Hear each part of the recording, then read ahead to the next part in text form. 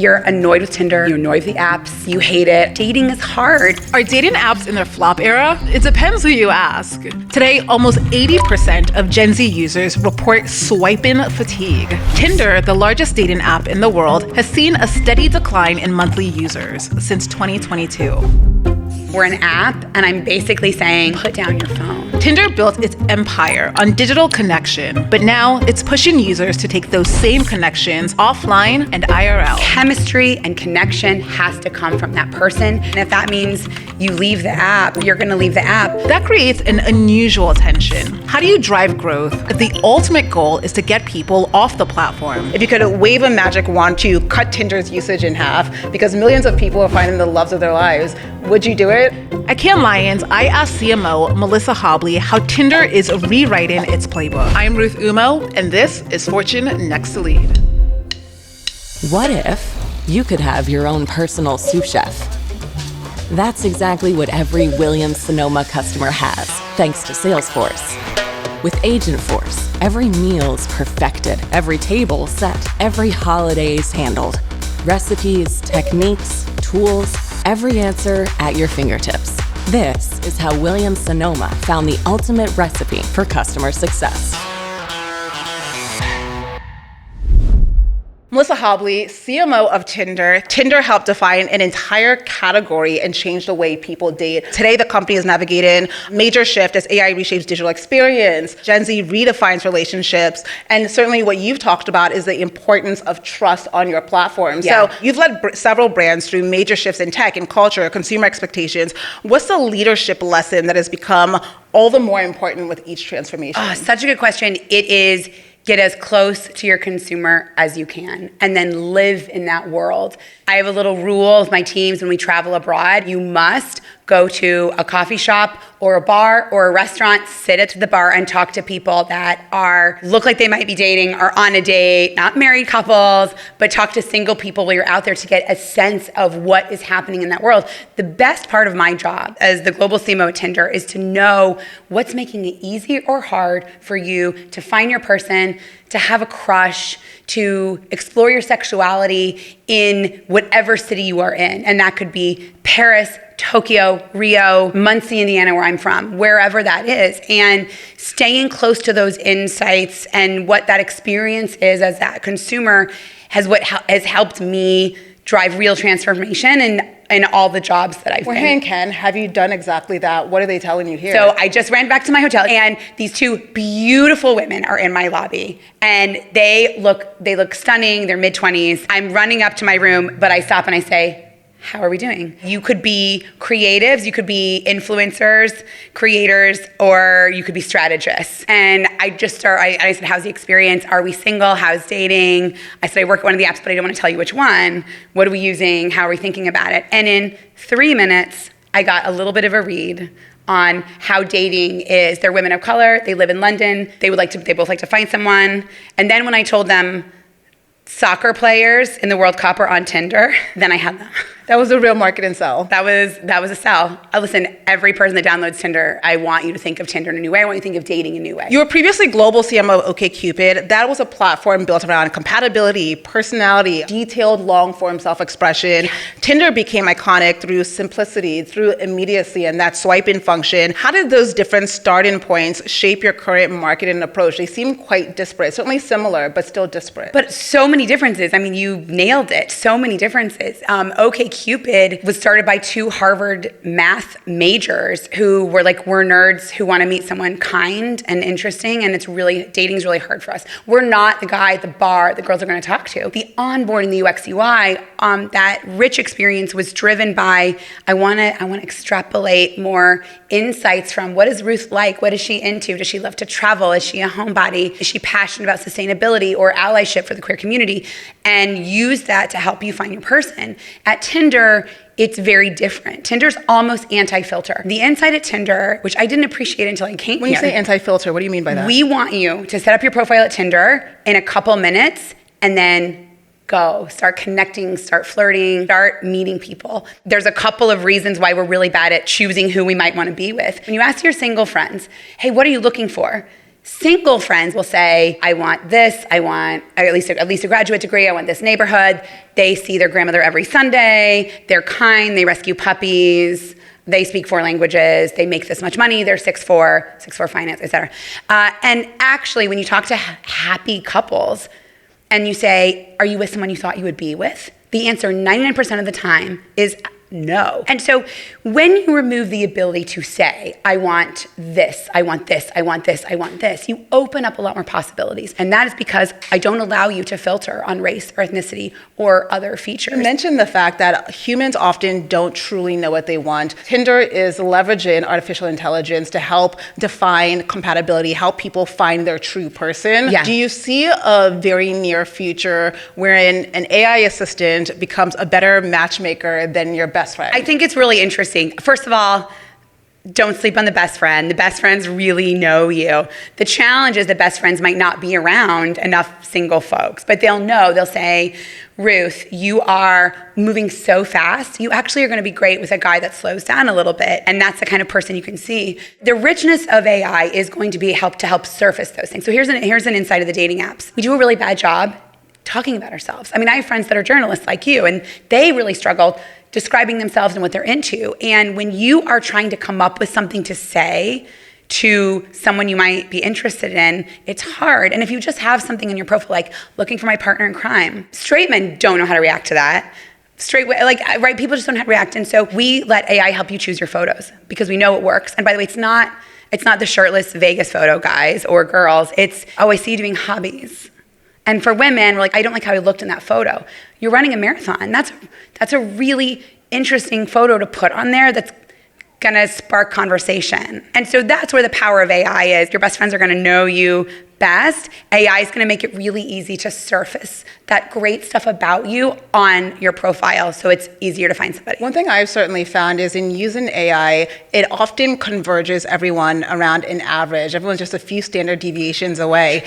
Is there a fear that people will feel less differentiated on these platforms? That's so interesting. In dating apps and at Tinder, it's almost the opposite. Break that down for me. Because I'm looking for what makes you you. I'm looking for what's interesting there. And there's so many permutations around that. So one of the things we rolled out is astrology mode. The insight driving that is that Gen Z is obsessed with astrology. They want to know your sign. They want to know when you were born. They're doing charts before they even get into the date. So we said, let's build this in the app. And we accelerated it when early responses to that was so positive. And so on astrology mode, I already know your birthday because I need to make sure you're... I'm a Gemini for whatever that's worth. Ooh, and what's this person in your life? What's their sign? He is a Virgo. Oh, and did you look into that before you started dating? I know nothing other than this. Okay, well, here's what would be really interesting. We're gonna tell you, here's where things are spicy, and here's where things are easy. Here's where you're gonna be really compatible. And we don't actually use it to discourage you from a sign that you're not compatible with, but you have a good idea of where things are gonna land. And so AI in a dating app is surfacing, okay, this is Ruth's sign. It's surfacing what you're really passionate about. It's surfacing, it's almost the opposite of median. And it's gonna do an even better job of this other person here was also at the same little independent coffee shop in St. Paul de Vence in the south of France that you were at within a month of each other. It's gonna surface this really obscure jazz artist from the 60s is on your playlist and on his playlist. By the way, that's a real mode. We also just rolled out music mode. So it's going to take those interesting little things that make you you and find where they're connected with these other potential people. I'm going to circle back to tech. I first want to talk about the fast evolving role of the CMO today. What's a decision you're making today as Tinder CMO that wouldn't have fallen under a CMO's responsibilities even 5 years ago, even 2 years ago? Product roadmap. We have this CPO and our CEO, Spencer Askoff, the conversations we have about how would we tell this story? What is interesting here? What's hard about this? What's easier about this? We can be first to market if we go really fast, and I can make a really big story out of that. I also think our global expansion, marketing, as you know, is the shortest tenure in the C-suite. The pressures are unbelievable. And so the role that I play at the table is we're deciding what markets to expand in, where to really invest from a product perspective, a localization perspective, and also from an investment perspective is very much about what's the media landscape. That's a really interesting role to play because I have to know what are those cultural forces that are going to make it easier for Tinder to grow and harder for Tinder to grow. And then the other meaningful side to me is the role in supporting movement and supporting change. So I will make an investment case on supporting the LGBTQ rights equity movement because Tinder deeply believes in the queer community and will stand by the community always, but also because I can create the business case of what that means for our revenue in that part of the world as we erode stigma, as we support the fight for marriage equality. But you certainly can't do that everywhere in the world. You cannot. You absolutely cannot. And so in some places, you use the cultural force that Tinder is to accelerate conversations, to embolden Gen Z. So that's right. It's not easy in all parts of the world. And that becomes part of the calculus, too, of what you invest, where you invest, and how you invest. Let's talk metrics. Let's talk numbers. Q1 2026 numbers showed a steady decline in overall monthly active users, yet Match Group is reporting stronger Gen Z retention and deeper engagement. So as a marketer, how do you reframe success, whether it's to Wall Street, to advertisers, certainly to consumers, when fewer people may be using the product, but those who remain are engaging more deeply? For many apps, you're looking at MAU, you're looking at retention, and when you see those numbers start to move, you know, okay, we have something here. Astrology mode I talked about. The adoption rate of astrology mode with under 30 women is blowing us away. The adoption rate of Double Date, a new feature in Tinder that allows you to literally swipe with your friends, blown away by that. And we need to see that. We need to see a product that is resonating more before we're going to see these other growth metrics. So it's not too controversial, but it is a really exciting moment. I mean, in this sit down, I have mentioned more new product features at Tinder than I have in the last 2.5 years. It's a really exciting chapter. It's an exciting time. The resonance of these product features also then gives me a lot to talk about. I'm in a position now where we say, okay, we've got a huge push on IRL, we've got astrology mode, we've got music mode, we've got partnerships with big players. We just announced a big partnership with TikTok for Double Date Island, this like reality micro drama with best friends from around the world, Paris, Rio, Australia, the US. Where do I deploy and where do we go? So it's a really exciting moment, and we feel very bold about the rest of the year. Tinder's obviously a tech application, a digital app, but you're forcefully pushing it into IRL, into the analog world. What were the consumer insights that showed you that's the right path to take Tinder as we move forward? I was with Alexis, i.e. Mr. Serena Williams, earlier today, and one of the leaders at Pinterest, and we were talking about all of the data that we're hearing about Gen Z and Gen Alpha being wary of AI, pushing back on social media and wanting more opportunities and experiences to meet in real life. I pay a lot of attention and work with anthropologists and sociologists and researchers about what is driving all of this alone time and how do we accelerate it. And IRL is a really exciting moment. It is interesting, isn't it? We're an app and I'm basically saying, put down your phone. But we're also seeing really cool campaigns from Pinterest and Snap doing the same thing. So we're sitting on these rich insights that I'm having trouble knowing how to make relationships. I'm having trouble asking her out. I'm having trouble sending a message. Can you make it easier for me? And we're like, yeah, we got you. Pickleball Saturday, we got you. Run Club Sunday. And that's wonderful. At the end of the day, we're the biggest dating app in the world, but I want you to find that person. I want you to have the makeout. I want you to have butterflies, right? It's the most important thing we'll do in our lives. And so the path to get there is gonna change. And I love that. I have 2 daughters, they're 6 and 9. I got the tin can phone. And when they wanna talk to their friends during the week, they call them on the phone like I did in the 80s, like, hoping my dad wouldn't pick up while I was, calling Brian. So it's a change, but one we're really excited about and like diving right into. It's interesting you bring up the fact that you're pushing for people to have that first makeout session, to play pickleball, again, to have these intimately human connections in real life. The obvious paradox is that, yes, you're saying Tinder's mission is to foster these human connections, but if everyone fosters these human connections, then Tinder ceases to exist as a company. So again, the obvious question is, if you could wave a magic wand right now to cut Tinder's usage in half, because millions of people are finding the loves of their lives, would you do it? How does that make sense from a business strategy perspective? No, it's totally the right question. And the answer is, we really want you to find that connection. And if that means you leave the app, you're going to leave the app. But what happens when you do that is you tell your friends. And your friends see, oh my gosh, she is so happy. Oh, did you see he sent her flowers this week?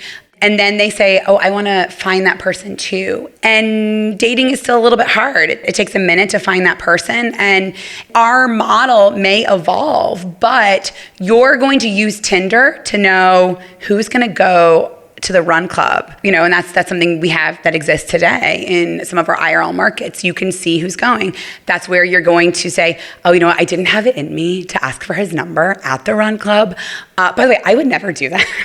I'm like a wellness girl, but let's do a drink at a bar. I want lighting, all the things.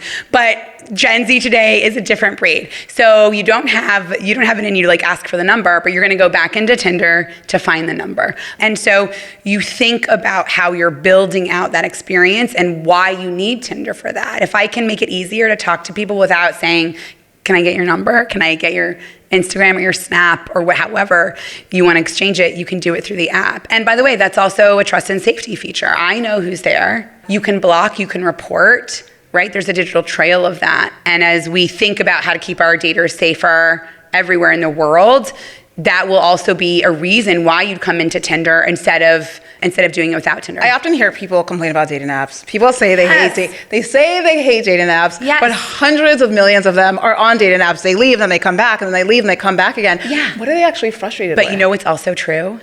We have complained about dating and courtship since the dawn of civilization. Courtship, creating families, whatever phrase you want to use, has always been tough, especially for women, especially for the queer community. So the first thing I say is there a point in civilization where people said, this is great, we sorted it? In fact, when you talk to our grandmothers, they'll say, I cannot believe you all complain. I couldn't get a credit card until the mid-70s. I couldn't get a divorce without his approval. Don't talk to me about how hard it is. But it is hard. It is hard. I also say, I was single in New York City for a long time. I'm now married with kids, but it was hard before apps existed. It was hard then. And so if dating were easy, we'd all find people quickly. But by the way, it's also beautiful. We're delaying marriage. We're saying, I don't want to be married. So as you extend your single life, or you don't find someone to be exclusive with or monogamous with because that's not what you want, or you do want it, but you want it later in life, that's rich and beautiful. But breakups are hard. Dating is hard. And so I always say that. I always say, I know, I get it. You're annoyed with Tinder. You're annoyed with the apps. You hate it. I get it. That's fine. But I'm trying to meet you where you are. And I say, you're getting your PhD, or you're a nurse working crazy shifts, or you're a single mom, or you are studying for the MCAT, or you're really introverted, or you're neurodivergent. And I say, going to bars is probably not a thing, huh? And I say, do you have hobbies where you're meeting people that you might want to be your person? Okay, that's fair too. And then I say, okay, so try this. You're in your pajamas on your couch, and you just watched Summer House Reunion, and now you can message. Let me help you find someone that cares about the same stuff. We're seeing increasingly, men in particular, creating relationships with avatars and ChatGPTs and things of that nature, digital twins, if you will. Is that an area that Tinder would ever explore, fostering connections and relationships between, let's say, a human and some sort of digital avatar? Absolutely not. No. Absolutely not. We've had really clear conversations about this. Absolutely not. The average person is going to take over 35 minutes to pick a profile photo on Tinder. That's such a waste of time. I want AI to say, hey, you forgot about this photo. This is so interesting. It's telling such a cool story. I found it for you. I want AI to do that. And I want Brian or Sela, who I met last night, or whoever, to talk to you. I'll give him ideas. I'll say, hey, by the way, you're both just in Cannes. Hey, by the way, you love Colts. Hey, by the way, you're both ride or die Knicks. Ask her about it. I'll do that, and then it's on you. Chemistry and connection has to come from that person. We should not be replicating it. We should not be recreating it. We are disconnected enough as it is. We need those connections to be real. I think one of the key takeaways from this conversation as we wrap up is that the future of connection, to your point, may be powered by technology, but humans will certainly still be at the forefront, and it seems as though you agree. So thank you so much for your insights, Melissa. Thank you so much. I mean, technology is helping us in every part of our lives. Let me help you with the hardest part, which is like finding your person.